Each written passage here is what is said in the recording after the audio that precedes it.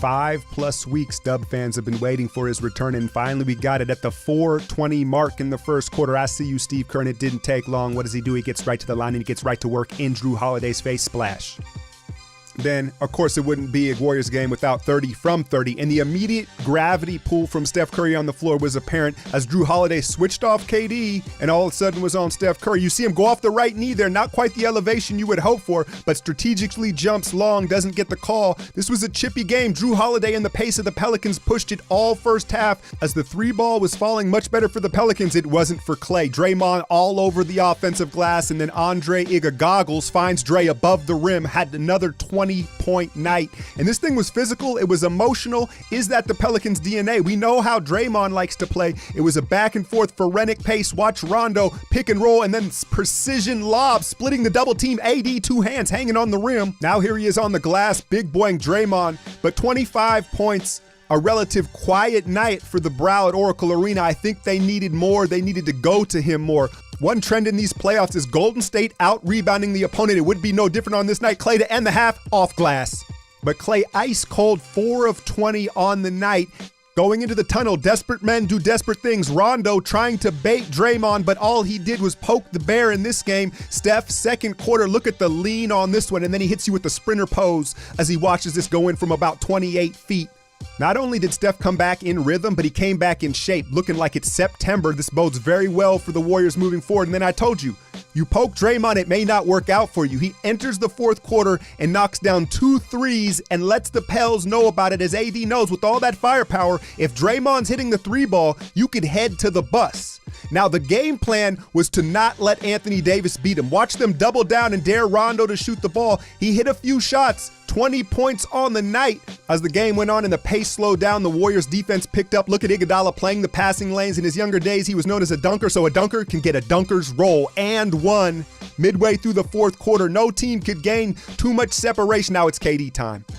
What can you do here? You see the position, you see the Dirk Diggler. He drops that as Golden State starts to work inside out. Watch him float to the 3-point line on his way to a 29-point night. Now, Steph didn't have a minutes restriction, only played 27 minutes. He had 28 points. 5 of 10 from downtown as Golden State goes up 2-0 and the Chefs return to Oracle.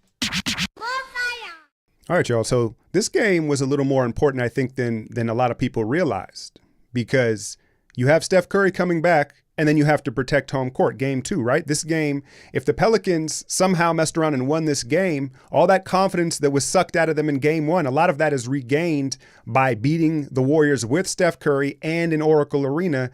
It was kind of a must-win game for Golden State, as weird as that sounds. Starting off, obviously, Steph doesn't start, and you could see they were playing a little too fast. You know, New Orleans wanted to deliver the first punch, and they were playing very fast. The pace was crazy, and you could see Klay and some of these guys who were struggling early on. The pace was too fast for everybody.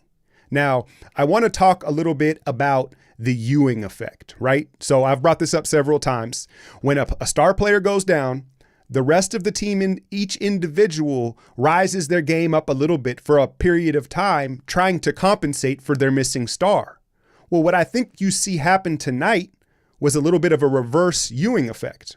Klay Thompson, Kevin Durant, who ended up finishing the game strong, right? I think subconsciously, I don't think they'd ever admit it, but it's kind of like they let their guard down a little bit because Steph's back. I think it happens on an unconscious level, and I thought that's what you saw along with the sped up pace and the added aggression from the Pelicans. Now, when Steph came in at 4 or 5 minute mark, right away hits a 3-ball, and he looks a buck. He looks a buck, right? He looks very healthy, jumping the passing lanes, the 3, everything looked good, right? Everything looked good. And I will say that he hit the floor quite a bit, and he didn't seem, tentative. And most of the times, I'd probably say every time he hit the floor, it was on his own will, right? He wasn't like shoved or hit to the floor. It was like he got bumped and he was, call it a flopper or protecting himself, whatever you want. He slid to the floor. They weren't like any nasty type of falls. Now, the Pelicans pace, I know Chris Webber let you know about the Pelicans pace, man.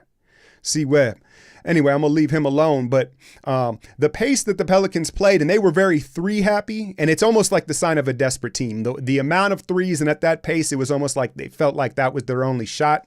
And I know that they have been playing at a fast pace since Boogie went down. But I think ultimately, big picture, it hurts Anthony Davis a little bit. I know that he's very agile and he's the most athletic, maybe 6'10" guy in the league. KD might have something to say about that. But I think ultimately that pace kind of hurts him putting his imprint on the game. And AD, as skilled and as talented as he is, he doesn't really show that dominant will. You don't see Anthony Davis trying to take over a game. He plays within the game, right? And sometimes he has monster numbers, but even when he does, he never feels like he took over. He just does it throughout the game, and the Pelicans kind of need him to take over. You saw Rondo, what did he hit? 3 threes, and I understand his defense and his leadership on the floor, but you saw the Warriors doubling off him, and it really hurt them late down the stretch where they kept daring him to shoot threes. I know he hit one, but that was the game plan, and it's hurting them as far as their spacing and allowing Anthony Davis to try to dominate this game. I think in the second half, though, the key change that you saw from Golden State and the coaching staff was they moved KD from the high elbow to the baseline post on that right corner, right? That was how they operated late in the game. And what that does is it forces New Orleans' help to come from much further away. I know that KD's sweet spot is that high right elbow, but that's an easy place to trap and help from, right? Because it's essentially the center of the court. Moving him down to the baseline, all of a sudden that help is much more telegraphed, and it allows KD to turn left shoulder towards the baseline, and he knows no one can help over, right? It gives him the confidence to pull that trigger. Now, that said, with Iguodala in the game, and he had a great floor game, you got to draw fouls at the rim, Ig. You got to. There was so many times where he got the ball under the basket and he kicked it out, and thankfully Draymond was hitting the three tonight. Right? But those are times where you've got to seek contact and go to the line. I know he's not a great free throw shooter, but whether it's just foul trouble, that's the basketball play to make. And I know he knows that. Clay, it was one of those nights, man. He was a little sped up. You saw him try to force things defensively. He was still solid. Let's talk a little bit about Draymond, because he hit those 2 threes to start the fourth quarter. Those were probably the 2 biggest baskets of this game with the momentum. And you kind of have to take the good with the bad with Draymond and his emotional leadership. And I just want to see him play within the lines of the game. The tangle up with Anthony Davis behind the play there in the first half, I'm not with it, man. I'm going to call it how I see it. Warrior fan or not, I'm not with the grabbing of the legs and hooking and flailing. I'm not with that shit. And that's why he's grown that reputation. Keep it. You can be a bully, Draymond. We know you're a bully. Keep it within the lines. There's plenty of opportunities to bully Anthony Davis just within basketball. You don't need that extra stuff. You're better than that. I will say you saw Rondo bait him. You saw Mirotic try to bait him, and he kept it in control.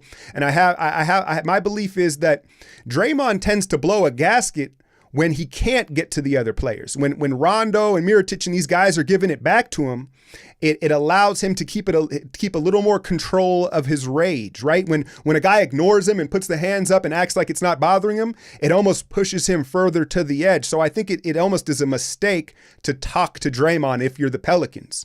But, overall, you can't complain except the end of that game, right? The trapping and the laziness of it's just they let the foot off early, man. We've seen it so many times, but moving forward, does New Orleans really have a home court? I know they kept bringing up, in New Orleans, and I know every team and young team plays better at home, but I don't think they have quite the ruckus crowd, or it's not an environment that Golden State isn't used to. That said, I expect the Pelicans to get one of these next 2 games in New Orleans.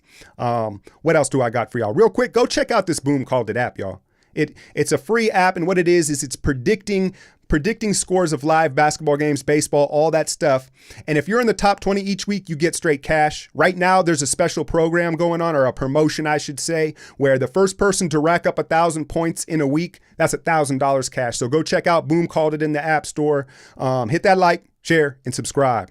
I'm out, yo. I've been winning so long, it's like alchemy.